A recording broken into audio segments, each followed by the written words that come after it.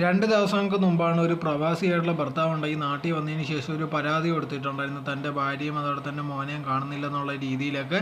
അത് ഭയങ്കര ചർച്ചയായിട്ടൊക്കെ ആയിരുന്നു പൊയ്ക്കൊണ്ടിരുന്നത്. എവിടെ പോയെന്നുള്ള രീതിയിലൊന്നും അറിയത്തില്ലായിരുന്നു. അങ്ങനെ അന്വേഷണത്തിനൊടുവിലുണ്ടെങ്കിൽ മനസ്സിലായിട്ടുണ്ട് ഭാര്യയുണ്ടെങ്കിൽ ഒരാളുടെ കൂടെ ഒളിച്ചോടി എന്നുള്ളൊരു വിവരമാണ് കിട്ടിയിരിക്കുന്നത്. അടുത്തുള്ള ഒരു മൊബൈൽ കടക്കാരൻ്റെ കൂടെ ഒളിച്ചോടിയിട്ടുണ്ട്. അയാൾക്കും കുടുംബമൊക്കെ ഉണ്ട്. ഇവർ തമ്മിലുണ്ടെങ്കിൽ ഇഷ്ടത്തിലായിരുന്നു. മൊബൈൽ റിപ്പയർ ചെയ്യാൻ വേണ്ടി പോയി അങ്ങനെ ഇത് കണക്ക് ഇഷ്ടത്തിലാവുകയും ചെയ്തിട്ടുണ്ടായിരുന്നു. സോ ഭർത്താവ് നാട്ടിൽ വരുന്നുള്ള വിവരം അറിഞ്ഞപ്പോഴത്തേക്കുണ്ടെങ്കിൽ കൊച്ചിനെയും കൊണ്ടുണ്ടെങ്കിൽ ഭാര്യ അയാളുടെ ഒളിച്ചോടിയിട്ടുണ്ടായിരുന്നു.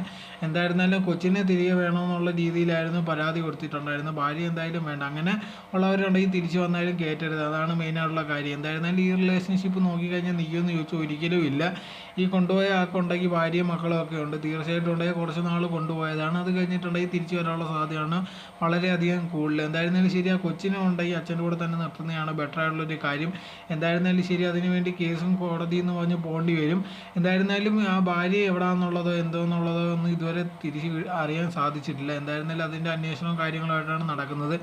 ഭർത്താവ് എന്തായാലും ഭയങ്കര വിഷമത്തിലാണ് ഇതാണൊക്കെ പറയുന്നത്. താനുണ്ടെങ്കിൽ ഒരിക്കലും ഇത് വിചാരിച്ചില്ല. വീടിന് വേണ്ടിയാണ് താൻ അധ്വാനിച്ചിട്ടുണ്ടായിരുന്നത്. എല്ലാം കഴിഞ്ഞ് നാട്ടിലേക്ക് വരാനുള്ള തീരുമാനം എടുത്ത സമയത്തായിരുന്നു ഇങ്ങനത്തെ ഉള്ളൊരു സംഭവം നടന്നിട്ടുണ്ടായിരുന്നത് എന്നായിരുന്നു ഭർത്താവ് പറഞ്ഞിട്ടുണ്ടായിരുന്നത്.